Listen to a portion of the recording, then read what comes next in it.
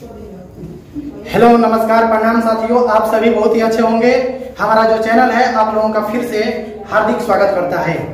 और आज हम लोग क्लास 10th का महत्वपूर्ण सब्जेक्टिव क्वेश्चन के बारे में हम लोग पढ़ेंगे, जो कि 2024 बिहार बोर्ड एग्जाम के लिए बहुत ही जबरदस्त क्वेश्चन रहने वाला है। और बता दें कि यह क्लास बहुत ही इम्पोर्टेंट होने वाला है और इसका पार्ट 1 हम लोग पीछा पढ़ चुके हैं, जिसमें विज्ञान क्या है शुरू से जाने हैं, उसके बाद भौतिकी के बारे में हम लोग जाने हैं, उसके बाद प्रकाश और प्रकाश के गुण से संबंधित हम लोग ज्ञान को अर्जित कर चुके हैं। और आज हम लोग इसके आगे यानी प्रकाश के विवर्तन के बारे में और प्रकाश का जो किरण होता है, प्रकाश का किरण होता है, उससे संबंधित टॉपिक को हम लोग जानेंगे, जो कि टारगेट यानी 2024 बिहार बोर्ड क्लास 10th के लिए बहुत ही जबरदस्त क्लास है।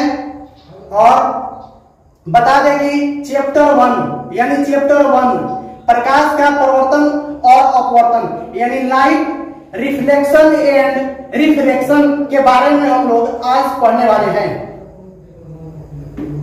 देखिए, इससे संबंधित जो हमारा आज का हेडलाइंस है,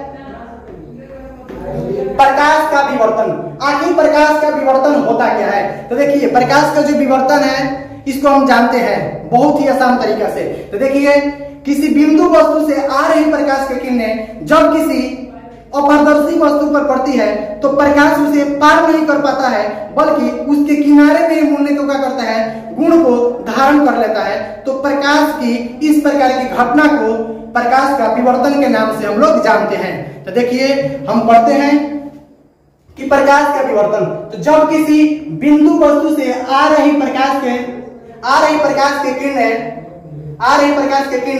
जब किसी छोटी अपारदर्शी वस्तु से टकराती है, उससे टकराएगी या पड़ती है, तो प्रकाश के किरणें उस वस्तु के किनारे में ही मुड़ने के गुण को क्या करती है, धारण कर लेता है। यानी जब किसी बिंदु वस्तु से आ रही प्रकाश के किरणें जब किसी छोटी अपारदर्शी वस्तु से टकराती है या पड़ती है, तो प्रकाश की किरणें उस वस्तु के किनारे में ही मुड़ने के गुण को क्या करती है, धारण कर लेता है। तो प्रकाश के इस प्रकार की घटना को प्रकाश का विवर्तन के नाम से हम लोग जानते हैं, यानी उसे क्या कहा जाता है, प्रकाश का विवर्तन करते हैं। देखिए, प्रकाश का जो विवर्तन है, इस घटना का खोज सर्वप्रथम सन 1965 ईस्वी में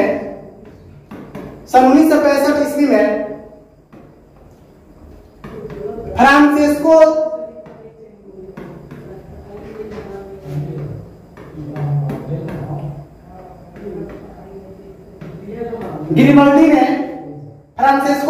ग्रिमल्डी एक वैज्ञानिक का नाम था, जिन्होंने सर्वप्रथम 1965 ईस्वी में प्रकाश का विवर्तन की घटना का खोज किया था। और बताया कि जब प्रकाश किरणें किसी बिंदु वस्तु से निकलती है, क्या करती है, निकलती है, उसके बाद उसके सामने किसी भी प्रकार का अगर अवरोध आता है तो प्रकाश किरणें उसे पार नहीं कर पाती है, बल्कि उसके किनारे में ही मुड़ने को क्या करती है, गुण को धारण कर लेती है। तो प्रकाश की इस प्रकार की घटना को हम लोग प्रकाश के विवर्तन के नाम से हम लोग जानते हैं। यानी इसका संक्षिप्त में अगर जाने तो प्रकाश जो किरण है वो किसी बिंदु वस्तु से निकलकर किसी अपारदर्शी वस्तु पर पड़ती है तो प्रकाश उसे पार नहीं कर पाती है, बल्कि उसके किनारे में ही मुड़ने के गुण को क्या करती है, धारण कर लेती है। तो प्रकाश के इस प्रकार की घटना का खोज को हम लोग क्या कहते हैं, प्रकाश का विवर्तन के नाम से हम जानते हैं। इस घटना की खोज सर्वप्रथम 1965 में फ्रांसेस्को ग्रिमल्डी नामक वैज्ञानिक ने बताया था। इन्हीं को इसी समय से हम लोग प्रकाश के विवर्तन के बारे में हम लोग पढ़ रहे हैं 1965 से। इसके पहले किसी वैज्ञानिक ने इसके बारे में चर्चा नहीं किया था। उसके बाद हम जानते हैं कि आखिर किरण होता क्या है। तो देखिए, किरण को हम लोग इंग्लिश में क्या कहते हैं, रे कहते हैं। तो देखिए, रे तो किरण क्या होता है, तो जब प्रकाश किरण जिस माध्यम से होकर गुजरती है, यानी प्रकाश किरण के रास्ता को हम लोग क्या कहते हैं, किरण कहते हैं। देखते हैं किरण क्या है, तो प्रकाश के गमन पथ का जो रास्ता है उसी के दिशा को हम लोग क्या कहते हैं, किरण कहते हैं। उसी के दिशा को हम क्या कहते हैं, किरण। यानी प्रकाश के गमन पथ के दिशा को किरण कहा जाता है। उसके बाद हम जानते हैं कि किरण पुंज, तो किरण पुंज होता क्या है, तो देखिए किरणों के जो समूह होता है उसी को क्या कहा जाता है, किरण पुंज या प्रकाश पुंज कहा जाता है। नेक्स्ट स्लाइड को देखते हैं। देखिए प्रकाश पुंज को ही हम लोग क्या कहते हैं, किरण पुंज। प्रकाश पुंज को ही हम क्या कहते हैं, किरण पुंज के नाम से हम जानते हैं। तो देखिए किरण पुंज होता है क्या है, तो देखिए किरण पुंज, तो किरणों के समूह को हम लोग क्या कहते हैं, किरण पुंज या प्रकाश पुंज कहते हैं। तो देखिए किरणों के समूह को प्रकाश पुंज कहा जाता है, इसे हम लोग क्या कहते हैं, किरण पुंज भी कहते हैं। उसके बाद प्रकाश पुंज या किरण पुंज मुख्य रूप से कितने प्रकार के होते हैं, तो 3 प्रकार का होता है। ए नंबर देखते हैं, ए नंबर क्या है, समानांतर प्रकाश पुंज, समानांतर प्रकाश पुंज। बी है अभिसारी प्रकाश पुंज। सी जो है अपसारी प्रकाश पुंज। तो देखिए समानांतर प्रकाश पुंज होता क्या है, तो देखिए समानांतर प्रकाश पुंज वैसा प्रकाश पुंज जिसके सभी किरणें क्या होती है, समानांतर। देखिए इसका सभी जो किरण है क्या है, समानांतर है, इसी को समानांतर प्रकाश पुंज कहते हैं। उसके बाद अभिसारी प्रकाश पुंज, तो अभिसारी प्रकाश पुंज का मतलब होता है अगर वैसा प्रकाश पुंज जिसके सभी किरणें अलग अलग दिशाओं से आकर एक बिंदु पर क्या होती है, अभिसारित हो जाती है, चाहे मिल जाती है, तो इस प्रकार की घटना को अभिसारी प्रकाश पुंज कहा जाता है। उसके बाद अपसारी प्रकाश पुंज, तो वैसा प्रकाश पुंज जिसके सभी किरणें एक बिंदु से निकलकर अलग अलग दिशाओं में क्या होती है, फैल जाती है। तो इस प्रकार के किरण पुंज को या प्रकाश पुंज को अपसारी किरण पुंज के नाम से हम जानते हैं। उसके बाद एक एक करके हम लोग चर्चा भी करेंगे। देखिए एक नंबर हो गया 2, तो देखिए समानांतर प्रकाश पुंज, तो वैसा प्रकाश पुंज जिसके सभी किरणें समानांतर होती है तो उसे समानांतर प्रकाश पुंज कहते हैं।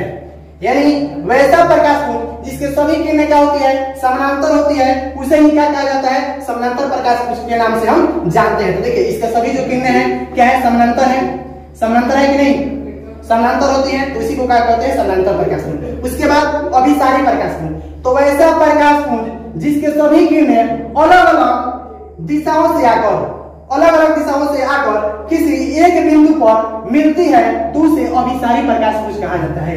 यानी वैसा प्रकाश पुंज जो अलग अलग दिशा से आई है, अलग अलग दिशा से आकर के एक बिंदु पर क्या होती है, मिल जाती है, उसी को क्या कहा जाता है, अभिसारी प्रकाश पुंज कहा जाता है। यानी अभिसारी का मतलब होता है मिलना। उसके बाद हम लोग नेक्स्ट हेडलाइन पर हम लोग चलते हैं। तीसरा, यानी जो प्रकाश पुंज जो है उसका तीसरा प्रकार होता है अपसारी। एक नंबर हम लोग जाने समानांतर प्रकाश पुंज जिसके सभी किरणें समानांतर होती है, उसी को समानांतर प्रकाश पुंज।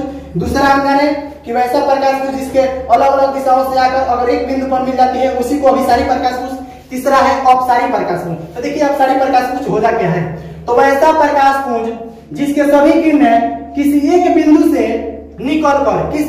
से निकलेगी और अलग अलग दिशाओं में क्या होती है, फैल जाती है। किसी एक बिंदु से निकलकर अलग अलग दिशाओं में फैल जाती है तो उसे अपसारी प्रकाश पुंज कहा जाता है। यानी वैसा प्रकाश पुंज जो एक बिंदु से निकलकर अलग अलग दिशाओं में फैल जाती है, यानी भिन्न भिन्न दिशाओं में फैल जाती है, उसी को अपसारी प्रकाश पुंज कहा जाता है। उसके बाद जो है आज का जो हमारा क्लास हुआ इसी टॉपिक के साथ समाप्त हो गया, और जो हमारा आगे का जो क्लास होगा इसके बारे में हम लोग अगला जो हमारा वीडियो है उसमें हम लोग इसके बारे में हम लोग बहुत ही अच्छा से पढ़ेंगे। आज के लिए थैंक यू। जय हिंद, जय भारत।